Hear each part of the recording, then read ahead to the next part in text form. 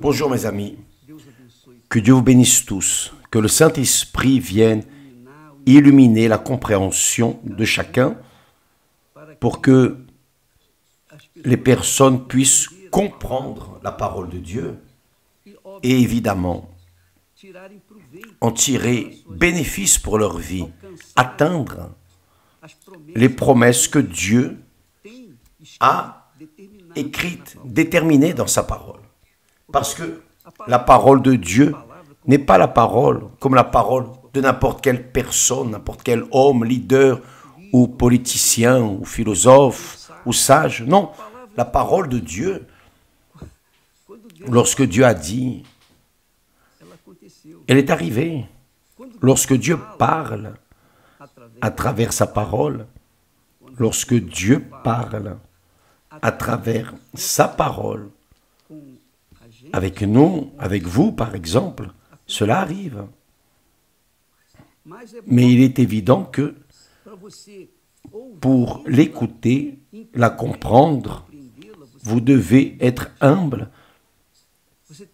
Vous devez être humble, vous devez vous mettre dans la position de serviteur, de servante.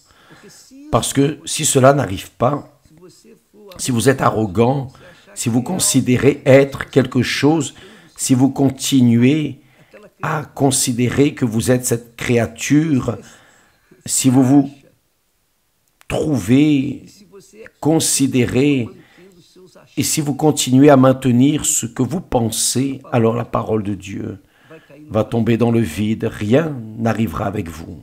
Mais lorsque la personne qui utilise l'intelligence, la pensée, qui utilise la raison, quand la personne pense la parole de Dieu, qui sont ses pensées, c'est-à-dire lorsque nous pensons les pensées de Dieu, alors les choses arrivent.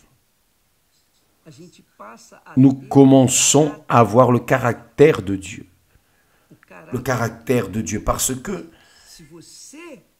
si vous croyez dans la parole de Dieu et que votre caractère n'est pas compatible avec ce qui est dans la parole de Dieu, alors vous êtes de mauvais caractère, vous ne connaissez rien de Dieu. Et Abraham a été un homme en qui que Dieu a trouvé pour manifester sa grandeur, sa gloire, sa majesté. Donc, parfois la personne dit, la personne est focalisée à résoudre ses problèmes, la personne est focalisée dans son mariage, l'achat de sa maison, son travail, sa santé, sa relation. Donc, pour ces personnes qui sont ainsi, de cette manière déterminées, focalisées dans leurs besoins,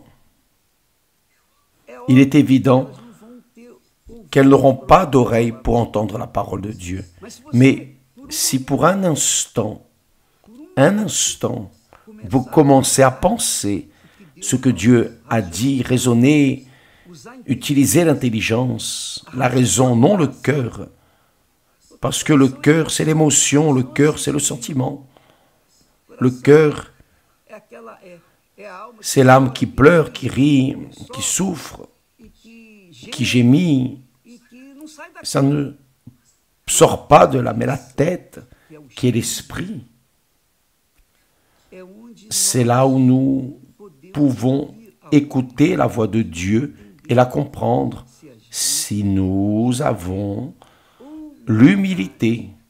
Vous rappelez que Jésus a dit, d'abord, la première parole dans le mont des béatitudes, il a dit bienheureux, c'est-à-dire heureux, ceux qui sont humbles, les pauvres en esprit.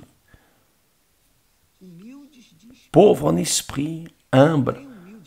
Ce n'est pas pauvre de cœur, non, c'est pauvre en esprit, car le royaume des cieux leur appartient. Donc, quand la personne a l'humilité ici dans la tête, elle est humble, elle s'incline. Le serviteur à l'époque, il n'osait pas relever la tête pour écouter son Seigneur. Il restait tête baissée.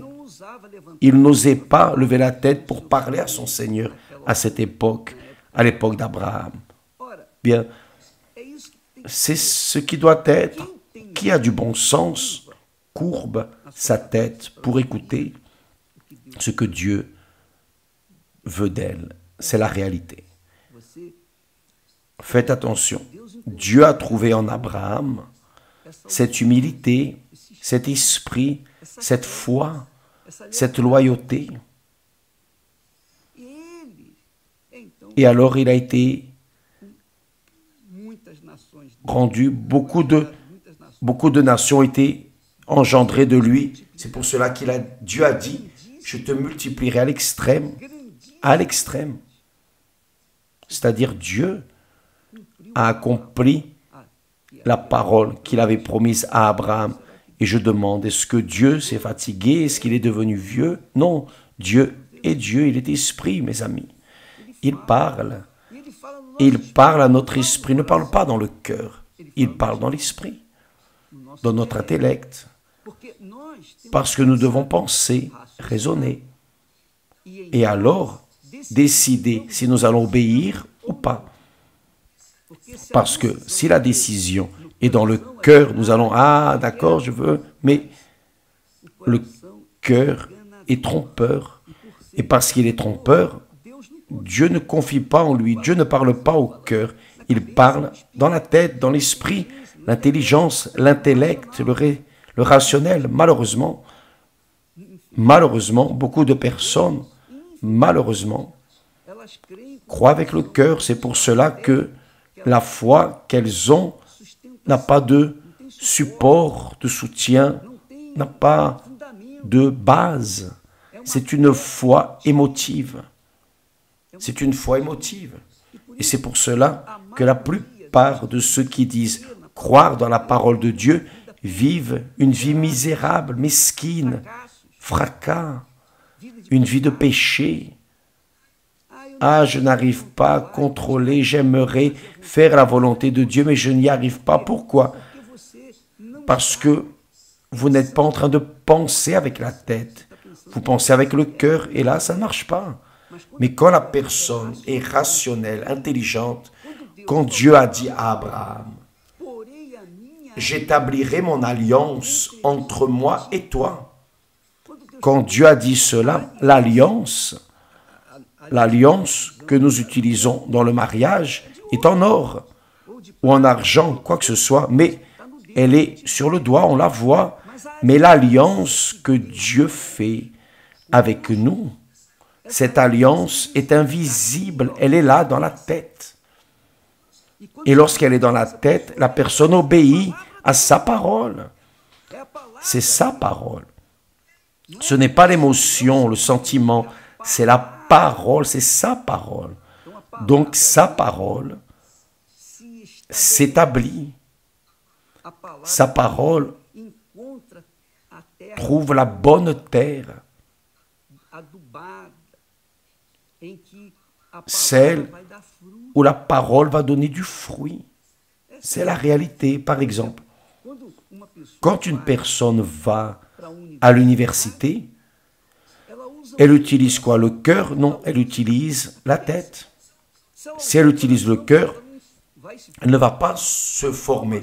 La formation intellectuelle est dans la tête, non dans le cœur. Donc, si vous voulez avoir une formation du caractère de Dieu, vous devez utiliser votre tête, penser. Malheureusement, les personnes préfèrent sentir, écouter leurs sentiments égoïstes, égocentriques, leur vanité, ce qu'elles pensent, que raisonner, penser. Donc, mes amis, quand Dieu dit « J'établirai mon alliance entre moi et toi », il était en train de dire « C'est ma parole ».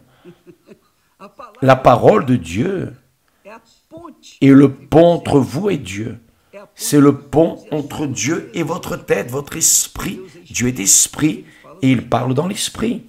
Il nous a donné l'esprit pour pouvoir communiquer avec notre esprit. Donc, quand une personne porte dans sa tête la parole de Dieu, Elle a le caractère de Dieu. Elle commence à avoir le caractère de Dieu. Parce que là, elle va penser, comme dit là l'apôtre Paul, dirigé par le Saint-Esprit, il dit, voyez ce qu'il dit en Philippiens chapitre 4, il le dit, verset 8, voyez ce qu'il dit. Au reste, frères, il parle aux frères, il ne parle pas aux incrédules, il ne parle pas aux orgueilleux, aux pédants, ceux qui se considèrent les religieux. Il parle aux frères, aux personnes de la foi. Il dit, au reste, frères, que tout ce qui est vrai, c'est-à-dire n'est pas faux, comme les fausses informations qui existent en relation à l'Église universelle de ma personne. Ces faussetés, elles vont passer, elles finissent, elles vont passer. Et un jour, la vérité sera montrée. Je n'ai pas besoin de me défendre, et je ne vais pas me défendre des faussetés, des fake news. En aucune manière. Si le Saint-Esprit ne me défend pas, qui le fera? Donc, je vais laisser. Donc, tout ce qui est vrai va apparaître. La vérité est comme l'huile dans l'eau. Ça ne sert à rien de mettre l'huile dans le fond de l'océan. Il va revenir à la surface. Donc, tout ce qui est vrai, tout ce qui est honorable, correct, intègre, tout ce qui est juste, Dieu est justice. Et nous valorisons la justice. Et c'est la raison pour laquelle l'Église universelle prévaut, c'est presque 50 ans, en train de lutter contre les injustices, contre les fake news, luttant avec la vérité, menant la vérité. Qui veut la vérité, qui aime la vérité, absorbe et est délivré, mais qui ne veut pas continue prisonnier, attaché à ses religions ou à sa religiosité, à ce qu'il pense. Donc tout ce qui est juste, tout ce qui est pur, c'est pur. Il n'y a pas d'impureté, ce qui est pur est pur. Tout ce qui est aimable, non haïssable, quand les personnes amènent de la haine à travers les fake news, c'est ce qui est en elles. Que peut-on faire? Je donne ce que j'ai, chacun donne ce qu'il a. Personne ne donne ce qu'il n'a pas. Vous qui me regardez en ce moment, vous donnez ce que vous avez. Vous mettez sur le papier, vous mettez vos commentaires là. C'est précisément ce qui est en vous. Et je mets ici la parole, j'enseigne la parole de Dieu, précisément ce qui est en moi. C'est cela. J'ai besoin de me défendre. Je vais lever un drapeau. Ah non, négatif, mes amis. Voyez, tout ce qui est aimable, est correct, est juste, est pur, est saint, est véritable, est honnête, tout ce qui est aimable. Et il dit, tout ce qui mérite l'approbation, tout ce qui mérite l'approbation, approbation. Si j'avais une mauvaise réputation, je serais déjà en prison ou mort, bref, je ne serais pas là. D'approbation. Ce qui est vertueux et digne de louange soit l'objet de vos pensées, c'est-à-dire Dieu a donné à Abraham son caractère. Paul dit ici, le Saint-Esprit à travers Paul dit, quel est ce caractère? Chacun donne ce qu'il a. Chacun donne ce qu'il a. Tous les jours, je suis là en train de donner ce que Dieu m'a donné. Juste ça. Et alors? Grâce à Dieu. Grâce à Dieu que beaucoup sont aidés, mais la plupart, non, bien sûr, la plupart ne veulent pas. Jésus a dit que la porte qui conduit au salut éternel est resserrée. Peu sont ceux qui entrent, donc je ne me préoccupe pas du nombre.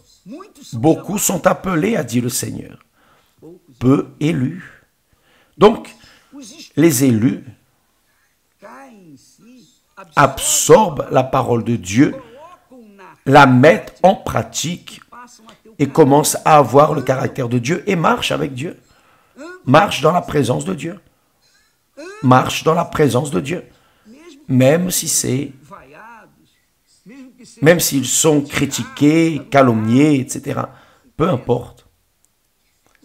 Ce qui vient d'en bas n'atteint pas ceux qui, avec Dieu, qui sont dans les hauteurs. Ou n'est-ce pas? C'est vrai ou pas? Donc, quand la personne utilise sa tête, son intellect, pense, pèse, elle ne se livre pas aux informations qui sont là. Non, elle évalue quand la personne est intelligente. Quand la personne est intelligente, elle pèse, elle évalue. Elle ne prend pas des décisions précipitées. Elle est sensée. Elle va évaluer les choses avant d'arriver et de prendre une décision en relation à son opinion. Et c'est ce que nous montrons. Les fake news, les personnes qui avant avaient de la haine de moi, beaucoup de personnes qui n'entreraient pas à l'Église universelle sont là en train de prêcher l'Évangile avec nous, sont dans les prisons, prêchant l'Évangile dans les prisons, font le travail social avec les SDF, avec les anges de la nuit, amènent de la nourriture à ceux qui ont faim, répondent aux besoins là, vont dans les hôpitaux, les cliniques, vont dans tous les lieux où il y a quelqu'un qui souffre. Alors, ces personnes qui auparavant mangeaient des médias, qui avaient de la haine de nous, aujourd'hui sont avec nous. Et qui fait cela? C'est moi? Est-ce que j'aurai cette capacité de changer l'opinion de ces personnes? Non, c'est le Saint-Esprit, mes amis. C'est la parole de Dieu. Quand Dieu a dit à Abraham, « J'établirai mon alliance entre moi et toi », l'alliance, c'est sa parole qui obéit à ma parole, est liée à moi, est alliée à moi, est mariée à moi. Qui n'obéit pas n'a rien à voir avec moi. Donc, on souffrira les conséquences. C'est la réalité. Ou c'est ou ce n'est pas. Il n'y a pas de plus ou moins. Ou c'est ou ce n'est pas. Ou vous êtes, ou vous n'êtes pas de Dieu. Si vous êtes de Dieu, alors, vous donnez ce que Dieu vous donne. Maintenant, si vous n'êtes pas de Dieu, vous donnez aussi ce que le diable vous donne. Et là, c'est vous qui décidez. Mais ici, il y a le secret. Marchez, Dieu a dit à Abraham, marche devant ma face. Mais marcher dans la présence de Dieu, comment? C'est marcher avec ses pensées, avec sa parole. Et ici, en Philippiens 4, 8, c'est clair.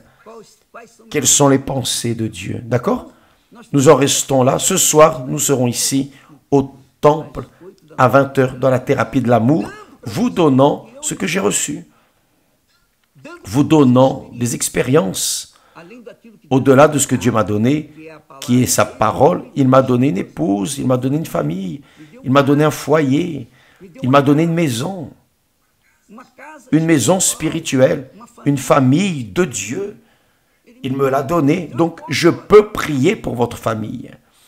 Je peux orienter, enseigner, je peux donner ce que Dieu m'a donné à vous qui avez un mariage détruit, vous qui êtes complètement avec la vie détruite dans votre mariage, votre relation, vous vivez de main en main, de bouche à bouche, enfin. et vous n'avez pas un lieu, vous n'avez pas une famille, un foyer. Donc je veux prier pour vous, je veux vous aider. Ce soir, je vais donner un secret pour qui veut être heureux dans le mariage. Parce que ce secret, je le porte en moi depuis ces 51 ans de mariage. D'accord? Ce soir, à 20 h ici au temple de Salomon. Que Dieu vous bénisse. À demain au nom du Seigneur Jésus.